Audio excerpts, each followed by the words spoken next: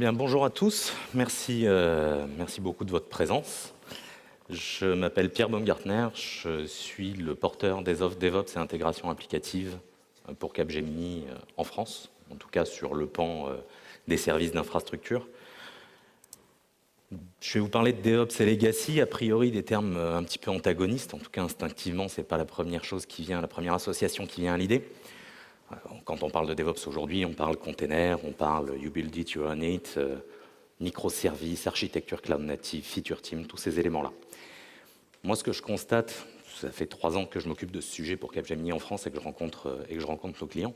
Ce que je constate, c'est que toutes les grandes entreprises qui ont réussi à mettre ces éléments-là en place, ce qui était de l'innovation il y a quelques années, ce qui est aujourd'hui des éléments de run évidents et efficaces dans les entreprises, ça concerne 5 à 10% de leur patrimoine applicatif maximum.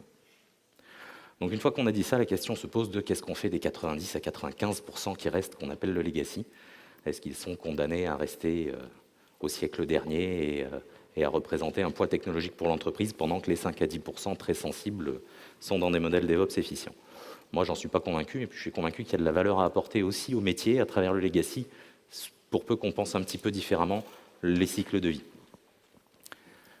Donc, ce que je disais, c'est le legacy, il y a des process, il y a de l'adhérence aux infrastructures. Est-ce que c'est pour autant pas du DevOps?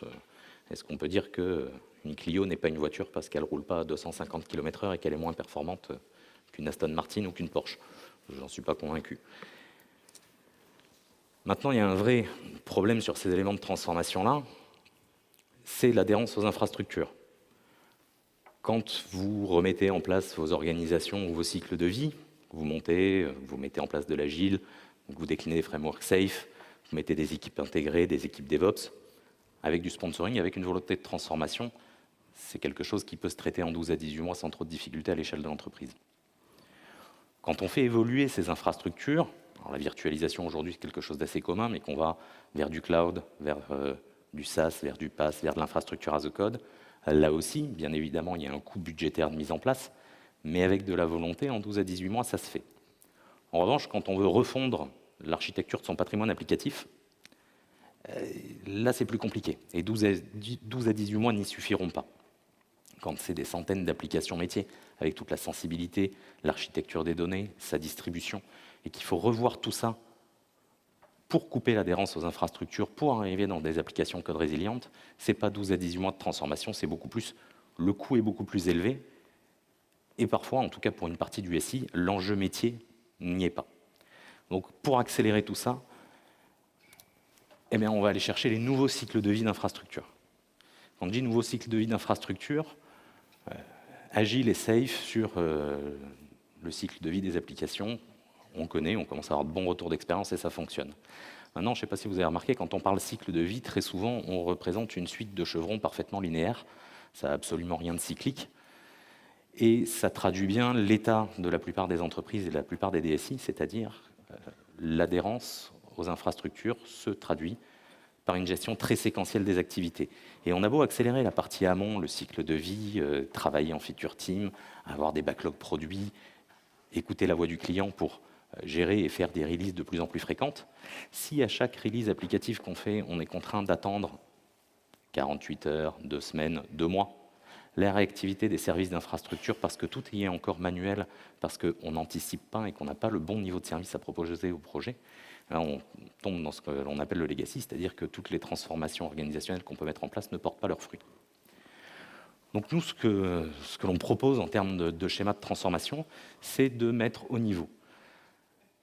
Quand on parle d'infrastructure, quand on parle des ops dans DevOps, il y a une partie run pure, c'est-à-dire qu'effectivement, les architectures traditionnelles entières qu'on connaît encore beaucoup dans les SI nécessitent des opérations de run, c'est-à-dire des équipes qui ne peuvent pas être agiles pour la bonne et simple raison que leur activité, elle est 24/7, c'est la supervision, c'est la gestion des incidents, etc. Par contre, tous les services amont qui contribuent au cycle de vie applicatif, le provisioning, le déploiement, des éléments de recette aussi, de testing autour de l'exploitabilité, autour de la technicité des solutions, ça, c'est pas du run. Donc ça peut devenir agile. Et c'est l'objectif des offres que l'on propose et d'un certain nombre de retours d'expérience que l'on a avec nos clients, c'est comment on a transformé la manière de faire de l'infrastructure et qu'on a arrêté de faire de l'infrastructure pour l'infrastructure, mais bien de l'infrastructure pour ses clients, c'est-à-dire les projets, et comment on propose des produits. Dans le monde du développement, la notion de gestion de produits avec un backlog, avec des priorisations, c'est quelque chose d'évident. Dans le monde des infrastructures, beaucoup moins, et pourtant, on peut le faire. Alors bien évidemment, on va s'appuyer sur des outils in fine pour le faire, on va aller chercher de l'automatisation, mais l'essentiel n'est pas là. Ce n'est pas l'outil qui fait la transformation. Moi, si demain, ce week-end, j'ai l'intention de faire quelques travaux chez moi, je vais aller dans une grande surface de bricolage, je vais leur dire « Bonjour, ce week-end, je fais des travaux, donnez-moi un outil ». Bon, sauf si je tombe sur un escroc manifeste, il va me poser des questions avant de me vendre quelque chose. Et s'il me vend un tournevis pour faire de la peinture, ça ne remet pas en cause le fait que le tournevis soit un très bon outil, mais ça ne m'aidera pas à peindre les murs. Là, on est dans le même cas de figure. C'est-à-dire qu'avant de penser à l'outil qu'on va mettre en place, à l'automatisation qu'on va mettre en place et au service qu'on va proposer, il s'agit de connaître son patrimoine applicatif, de connaître ses projets, de connaître leur impact métier, de manière à pouvoir proposer le bon niveau de service. Et à partir de ce moment-là, il s'agit de les gérer en cycle agile, comme des produits. Ça implique, dans des stades très évolués de la transformation, d'avoir par exemple des product owners, mais des product owners d'infrastructure. Mon service déploiement, quelles sont ses spécificités, qu'est-ce qu'il doit couvrir comme spectre technique, quel est le niveau de performance que j'en attends. Quand on a commencé à parler de DevOps il y a quelques années, on citait toujours Amazon et ses milliers de releases applicatives par jour. Est-ce que votre ESI, est-ce que tout votre ESI nécessite ce niveau de performance-là? Est-ce que j'ai besoin de vous vendre une Porsche pour aller acheter votre baguette de pain? Là non plus, j'en suis pas sûr. Donc l'importance de cette gestion des cycles de vie, c'est bien de ne pas laisser à l'expertise le choix du service, mais bien de demander à celui qui va consommer le service de quoi il a besoin.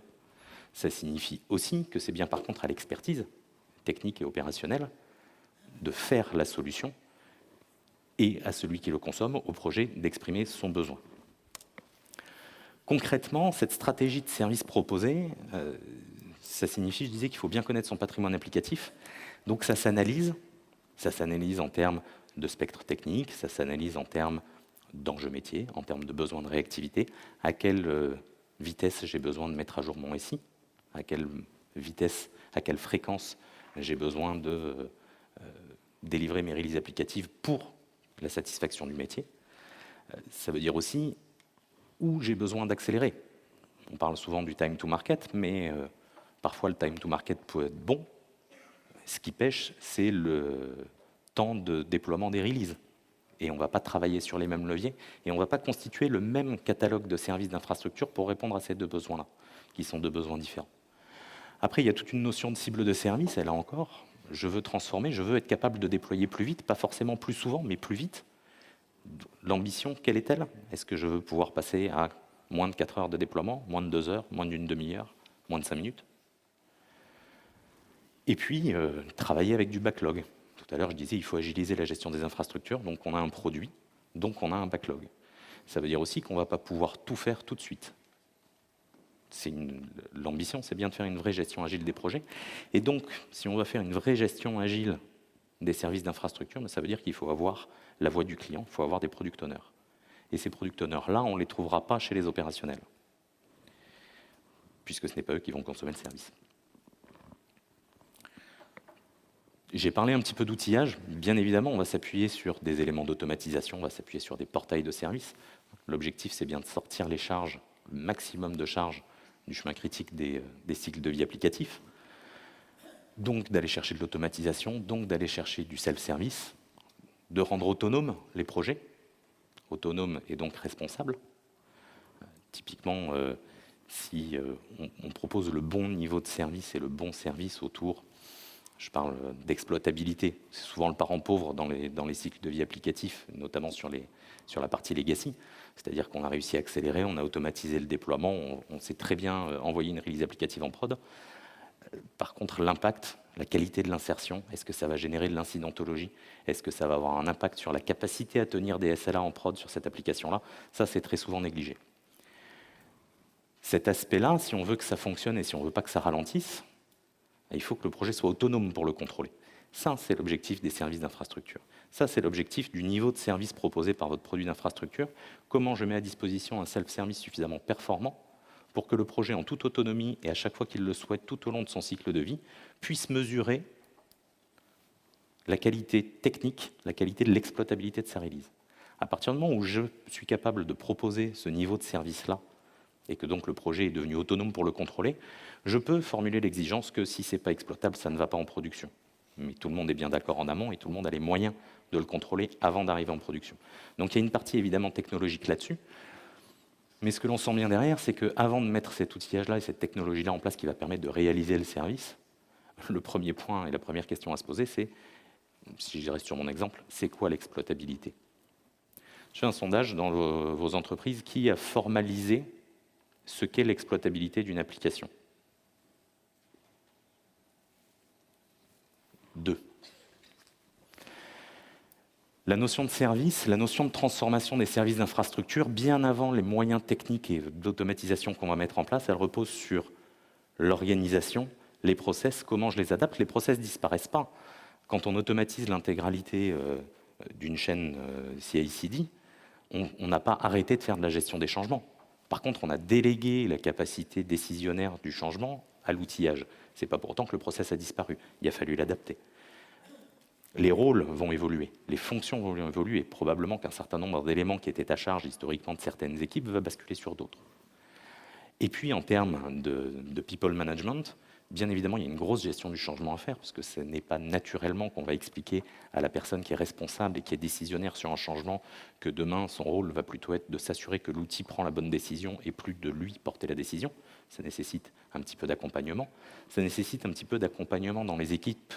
Je pense aux ops, là en l'occurrence, quand on va leur expliquer que, comme vous avez bien travaillé sur la formalisation de vos exigences, ben vous n'allez plus toucher aux applications pour le déploiement en production. Pour autant, vous êtes toujours responsable du run. Nous, on l'a fait chez un client majeur de l'énergie. Je pilotais cette infogérance-là. Je peux vous dire que ça nous a pris un petit peu de temps de convaincre nos gens, nos personnels, ceux qui opèrent la prod, que oui, on allait être capable, et ils allaient être capables de garder le même niveau de service en production, et que pour autant, ils n'allaient plus jamais toucher une mise en production de leur vie. En tout cas, pas sur ce périmètre-là. Donc beaucoup d'accompagnement au changement, beaucoup d'acclimatation culturelle. Et puis le modèle opérationnel. Tout à l'heure, je parlais de feature team. La feature team, c'est bien. Il y a 3-4 ans de ça, j'ai un client de l'assurance qui nous avait demandé de l'accompagner parce qu'ils démarraient dans DevOps et ils avaient un très joli projet majeur pour eux qu'ils avaient démarré en mode DevOps. Donc toutes les compétences sur un plateau projet unique, les ops, les devs, le test, tout y était. Ils ont fait un build hyper efficace, grosse satisfaction métier, avec un vrai cycle agile. Donc ils étaient très très contents de leur build. Et puis ils ont commencé à basculer en production. Là, c'est devenu plus difficile. Et en l'occurrence, ils nous sollicitaient en nous disant, vous, voilà, alors vous qui connaissez bien, sur DevOps, comment on fait? Parce qu'on a fait un build super, mais on ne sait pas comment on traite le run, on ne sait pas comment on va traiter la supervision en mode DevOps. Alors c'est sûr qu'une feature team avec des experts fonctionnels et techniques à qui on demande de faire de la supervision en 3.8, a priori, il va y avoir beaucoup de départs de l'entreprise assez rapidement si on commence à leur faire des chiffres de 3.8 devant des écrans de supervision. Donc le modèle DevOps intégré feature team, ça ne fonctionne pas s'il y a encore des actions de run pures, traditionnelles derrière. Donc il faut trouver d'autres modèles organisationnels.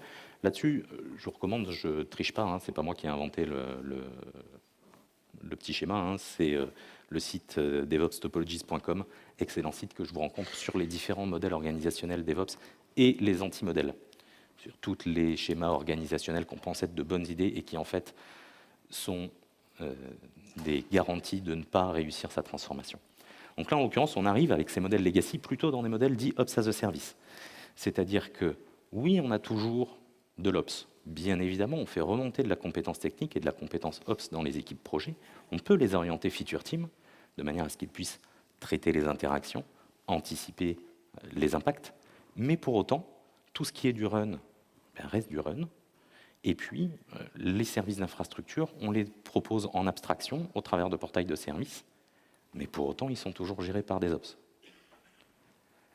Ça n'empêche pas l'accélération, ça n'empêche pas d'augmenter la qualité de service, le time to market. Ça présente un autre immense avantage, parce que comme je le disais tout à l'heure, ça prend quelques années de réarchitecturer son patrimoine applicatif. Ce genre d'organisation, ça permet que les projets, eux, soient déjà dans un modèle cible. Et quand le patrimoine va être réarchitecturé et va s'orienter vers ces nouveaux modèles cloud native, microservices, etc., containerisation. Ça fait très peu d'impact côté équipe projet. Eux, ils sont déjà dans le modèle. Et on n'a plus qu'à gérer la dégressivité ou la transformation sur le côté Ops et gestion des infras. Après, une fois qu'on a dit tout ça, c'est que la question, c'est comment on y va. Parce que bien évidemment, on ne va pas tout mettre par terre, 20 ans d'historique, 20 ans d'habitude du jour au lendemain. Et puis, si on veut passer de 0 à 100% et intégrer soudainement du testing automatisé, des repositories, de la collecte de métriques dynamiques et de l'alimentation automatique des backlogs d'anomalies, etc., ça prend un petit peu de temps, ce sont plusieurs chantiers. Là, on touche vraiment au point sensible, c'est de la transformation, c'est de la conduite du changement. Donc là, on va plutôt aller chercher des éléments du côté de nos amis du marketing.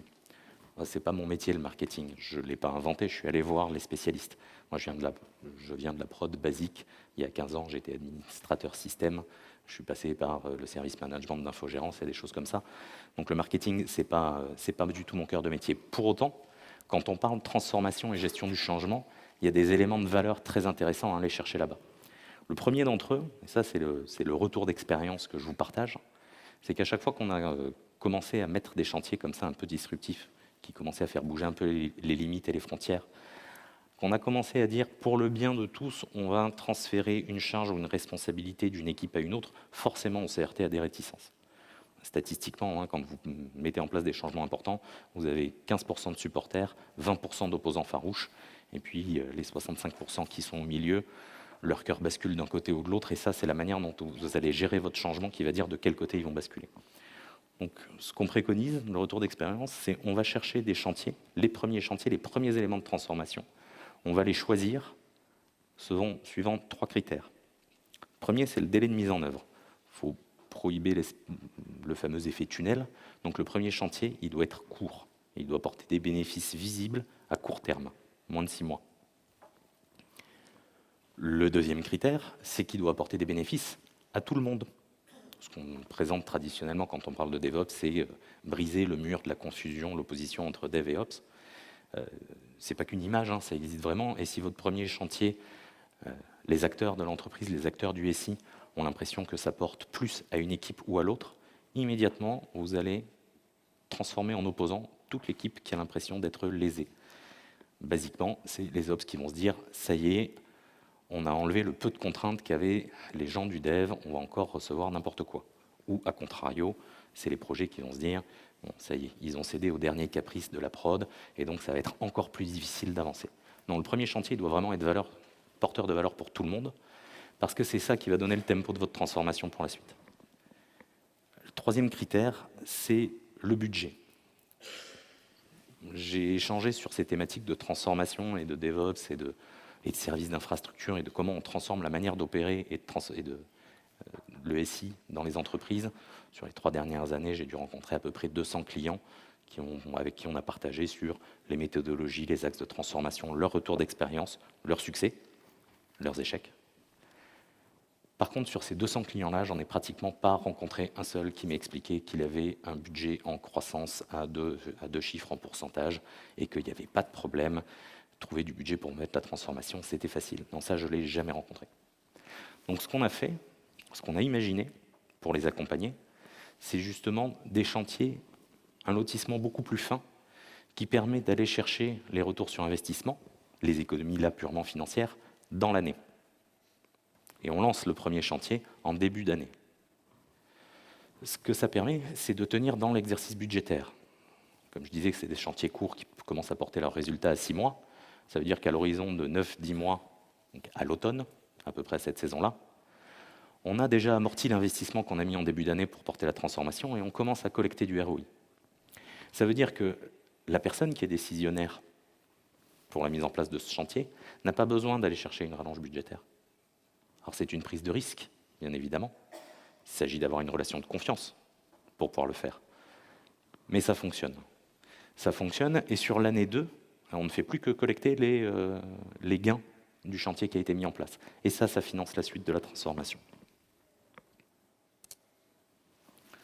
Et si je parle un petit peu de technique quand même, si je modélise ce que ça donne en cible de transformation, On se retrouve avec une gestion infrastructure, et là je parle bien une gestion des ressources bas niveau, complètement agnostique, type infrastructure as a code, que ce soit on-premise, que ce soit du cloud privé, du cloud public, peu importe, des containers.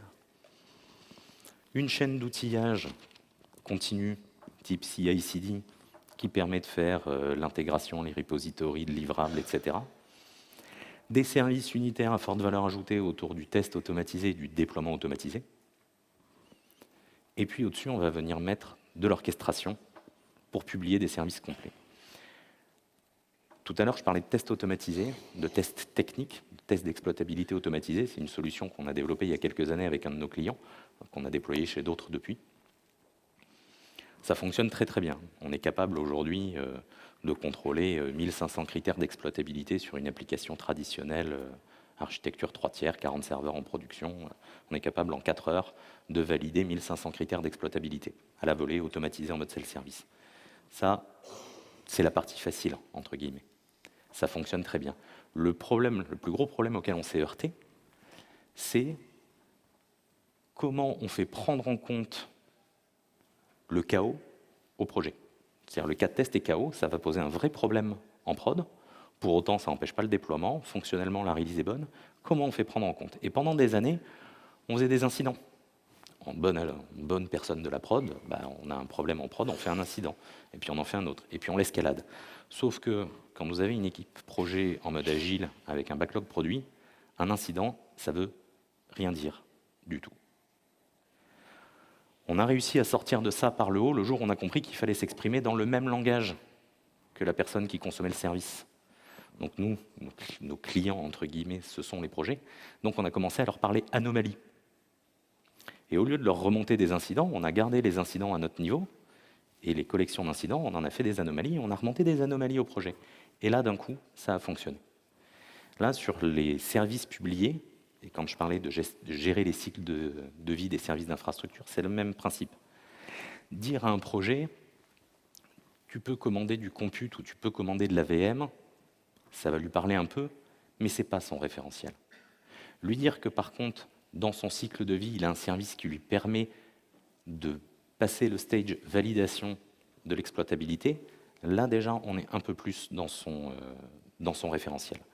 Donc l'intérêt de l'orchestration, d'aller chercher des services complets, c'est ça. C'est petit à petit de masquer tous ces services qui sont des services nécessaires, mais qui ne sont pas directement contributifs ou porteurs de valeur au projet, pour ne proposer plus que des scénarios très complets et qui correspondent directement à son cycle de vie. Et là aussi, on projette comme ça déjà dans l'évolution et dans le futur, dans le demain où, après une migration sur le cloud massive, après avoir réarchitecturé son patrimoine, on sera dans un modèle microservice où on va directement aller consommer des features proposées par les cloud providers. Et puis un dernier point qui est un peu mon dada là-dessus et sur lequel j'aime bien insister, c'est la métrique. On automatise, on va aller de plus en plus vite. Les métriques, on les pense avant. On les pense avant et chaque fois qu'on met en place une brique, chaque fois qu'on met en place un service, on a pensé à ces métriques et on a pensé à la production de ces métriques-là.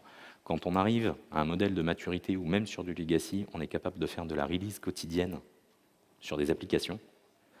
On n'aura pas le temps de faire l'analyse à la main ou d'aller regarder après coup les logs pour s'assurer, faire sa stat ou s'assurer que le service rend le niveau.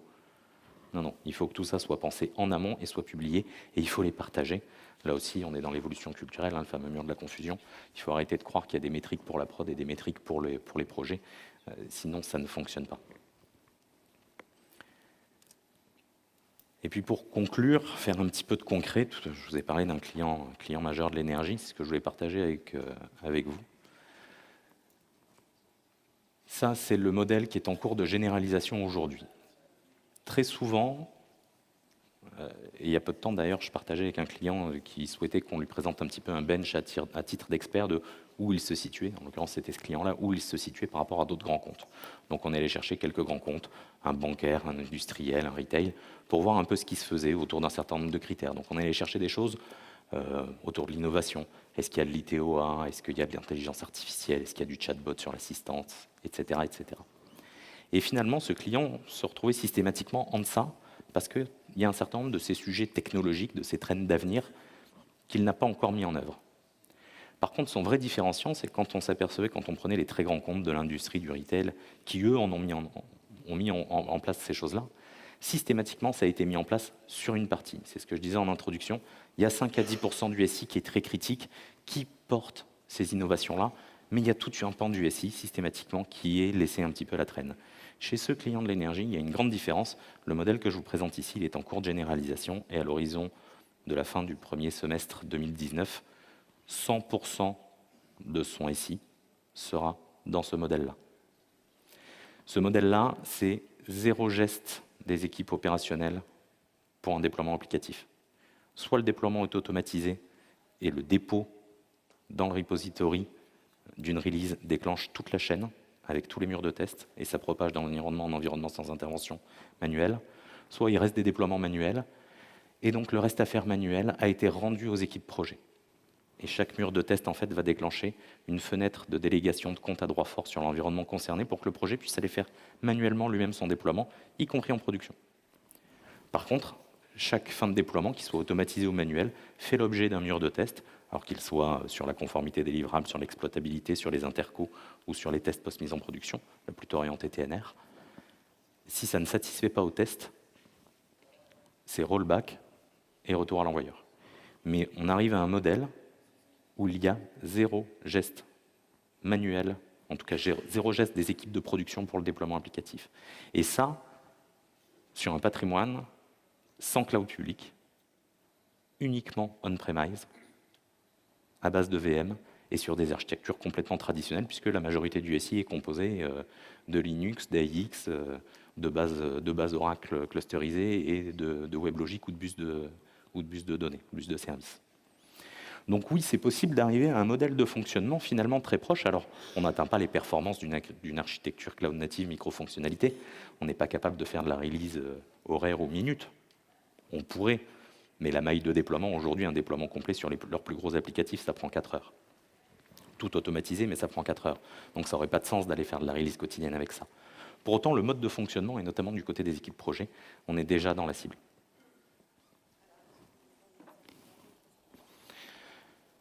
J'en ai terminé. Si je vous écoute, si vous avez des questions, si vous souhaitez des précisions sur certains éléments. Oui. Le slide de transformation à la méthodologie. Oui. Vous avez montré 4 étapes, pilote, analyse, généralisation et industrialisation. Top. Oui. Quelle différence vous faites entre la généralisation et l'industrialisation? Alors, la généralisation, c'est une phase de déploiement. L'industrialisation, le but, c'est de rappeler que quand on a transformé, on a mis un nouveau service en place, donc il est en run, donc il y a une MCO derrière, il s'entretient. On n'est jamais arrivé. Historiquement, dans l'infrastructure, on faisait une campagne de montée de version des OS ou de mise à jour des firmware. C'était un grand projet, ça prenait 1 an. Et puis après, pendant 2 ans, surtout, on ne s'en occupait pas. Et puis un jour, on s'apercevait qu'on allait sortir des matrices de compatibilité ou des grilles de support des éditeurs, et on relançait un grand projet comme ça. Non, non. Les nouveaux services d'infrastructure, on l'a mis en place, immédiatement on l'entretient. C'est un produit, donc on le fait évoluer, on le fait vivre. Si un produit n'évolue plus, a priori, c'est qu'il n'y a plus de consommateur du produit. On a un build, un run, et à l'intérieur du run, un mini build, c'est la MCO. C'est la MCO, c'est un build permanent, comme on le ferait sur un produit applicatif.